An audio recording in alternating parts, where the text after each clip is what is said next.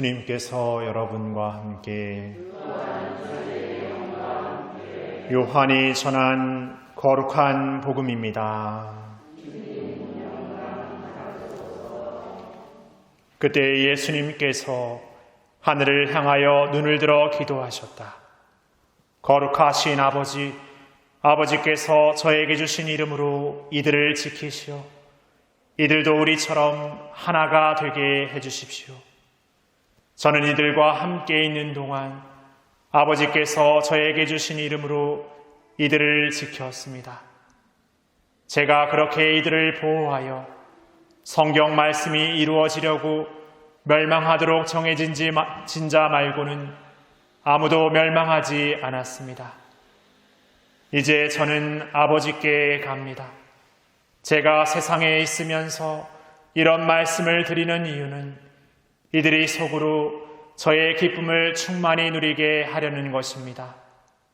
저는 이들에게 아버지의 말씀을 주었는데 세상은 이들을 미워하였습니다. 제가 세상에 속하지 않은 것처럼 이들도 세상에 속하지 않기 때문입니다. 이들을 세상에서 데려가시라고 비는 것이 아니라 이들을 악에서 지켜주십사고 빕니다. 제가 세상에 속하지 않은 것처럼 이들도 세상에 속하지 않습니다. 이들을 진리로 거룩하게 해주십시오.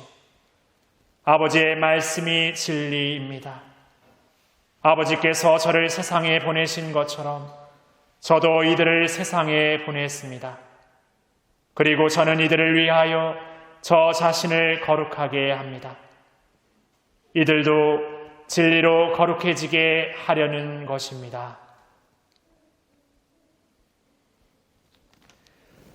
주님의 말씀입니다.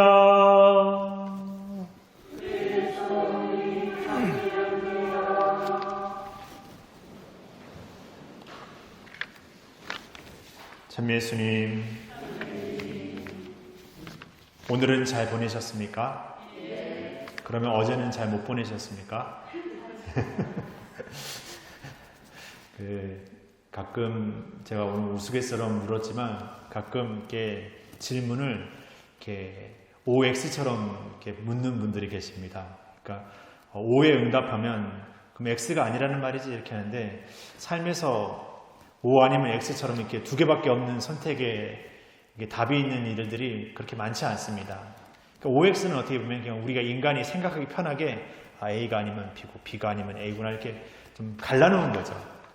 더 생각해보면 사람들이 세상의 어떤 그 수많은 것들을 나름대로 자신의 어떤 지식과 판단 안에 이렇게 그 시스템 안에 혹은 우리의 어떤 생각의 범주 안에 담아놓고자 뭔가를 이렇게 구분짓고 뭔가를 이렇게 나누는데 그러면서 갖게 되는 오류 중에 하나가 마치 그 틀 안에 온전히 이렇게 들어있는 것처럼 판단해 버립니다.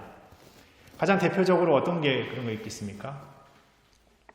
MBTI라고 혹시 들어보셨습니까? 심리학에서 사람의 이렇게 성격을 이렇게 판단하는 어떤 척도 중에 하나인데 MBTI에 있는 그 16가지의 이렇게 유형의 이렇게 사람을 분류합니다. 사람의 성격을.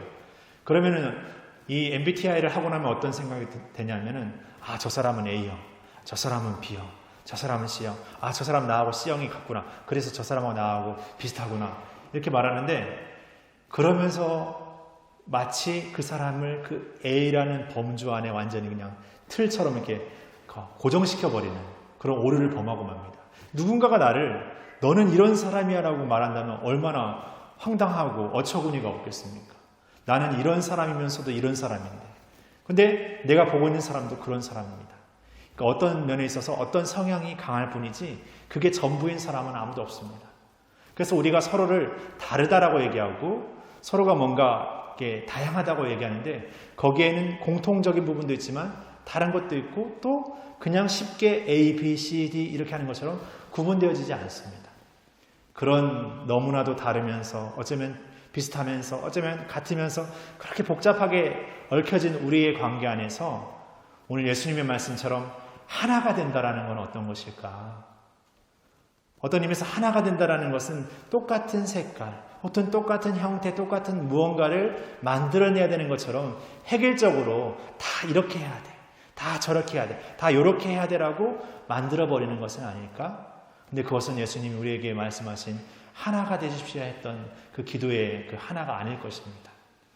그러기 위해서 예수님이 말씀하신 그 하나가 된다라는 것은 우리 모두가 우리의 그 다름과 우리의 삶의 어떤 그 다양성 안에서 하나님의 뜻을 온전히 살아가는 삶으로 정향되어지는 것.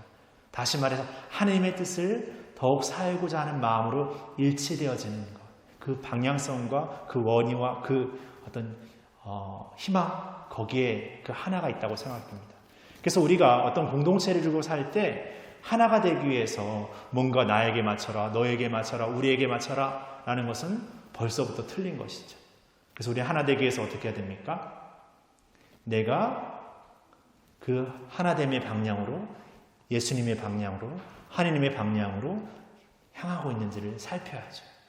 그리고 그 방향을 정확히 살폈다면 그 방향으로 나아갈 수 있기 위해서 내 자신의 입장주의적인 것, 내 이기주의적인 것, 어쩌면 우리 공동체 이기주의적인 것, 내 집단 이기주의적인 것까지도 끊임없이 비워내고 내려놓는 작업이 필요합니다. 이게 쉽게 이루어지겠습니까? 마치 블럭을 조립하는 것처럼 그렇게 쉽지는 않을 겁니다. 물론 더디고 뭔가 잘 안 되고 부딪히는 어떤 그런 과정들이 필요하겠죠. 그런 기다림이 있어야 되고, 그리고 그런 시간들 안에서 끊임없이 나를 내어주는 그런 헌신의 자세가 필요합니다. 우리가 예수님의 말씀처럼 친구를 위하여 목숨을 내는 것보다 더 큰 사랑은 없다라고 말씀하지 않습니까? 우리는 사랑해야 된다라고 말하면서 그 더 큰, 가장 큰 그 사랑의 것은 실천하지 않으면서 마치 나에게 필요한 무언가를 실천하면서 사랑하고 있다고, 좋아하고 있다고 말하고 있다면 그것은 내가 필요한 어떤 신앙, 내가 필요한 어떤 것으로 살아가는, 우리가 말하는 하나됨으로 나아가는 것이 아니라 나만의 하나됨의 길로 나아가버리는 삶이 되어버리는 것이 아닌가 생각합니다. 오늘 제일족소와 복음의 조금은 공통 비슷한 모습은 바오로 사도도 이제 자신의 다시금 에페소인들을 에페소 교회의 사람들을 만날 수 없는 자신의 이제 마지막 여정을 가면서, 그리고 예수님께서 이 땅에 자신의 제자들과 사람들을 남겨두고 하느님께 가면서 남기는 고별사이면서 또 마침의 인사이면서 예수님에게는 그 남겨질 이들을 위한 기도의 모습을 오늘 복음과 독서에서 들려주고 있습니다. 누군가가 자신의 마지막 길을 갈 때 그 남겨진 이를 위해 기도할 때 얼마나 간절하겠습니까? 그리고 그 남겨진 이들에게 말하는 그 가르침이나 혹은 전해야 될 어떤 말은 얼마나 더 삶의 진리에 가깝겠습니까? 내가 하나님의 뜻을 사는, 그리고 하나님의 뜻을 살지 못했던 그 수많은 삶 속에서 어떤 삶을 우리가 잘 지켜내야 되는지 바로 사도는 우리에게 분명하게 알려져 있고, 예수님은 이제 남겨질 자신의 제자들과 사람들을 위해서 이제 우리가 어떤 삶을 우리가 지키고 살아가야 되는지를 이렇게 알려주고 있는 것 같습니다. 그런 삶을 우리에게 남겨주시고 우리에게 초대하시면서 더 간절히 우리를 기도하시는 예수님, 그리고 그 남겨질 에페소 교회를 걱정하면서 자신의 그 앞에 닥칠 위기 안에서도 그 교회의 신자들을 위해서, 남겨질 사람들을 위해서 기도하는 그 바오로 사도의 마음을 생각한다면 우리 역시도 우리가 이 신앙을 산다는 것은 그냥 내 편리주의적이고 내 어떤 편의주의적인 어떤 삶에, 그냥 필요주의적인 어떤 삶의 어떤 신앙에서 그쳐지는 것이 아니라 끊임없이 그 안에 진실됨과 우리 어떤 전적인 내어짐의 삶을 담는 그런 삶으로 진정한 그리스도의 사랑의 가치를 드러내야 될 때가 아닌가 생각해 보게 됩니다. 그런 마음을 우리가 다시금 살도록, 그리고 이끌어 주시도록 은총을 청하면서 다시금 우리 안에서, 우리 공동체 안에서, 우리 가족 안에서, 내가 살아가는 삶의 자리 안에서 진정한 하나님의 하나됨의 그 길을 더 용기 있고 또 인내 있게 걸어 나갔으면 좋겠습니다. 잠시 묵상하시겠습니다.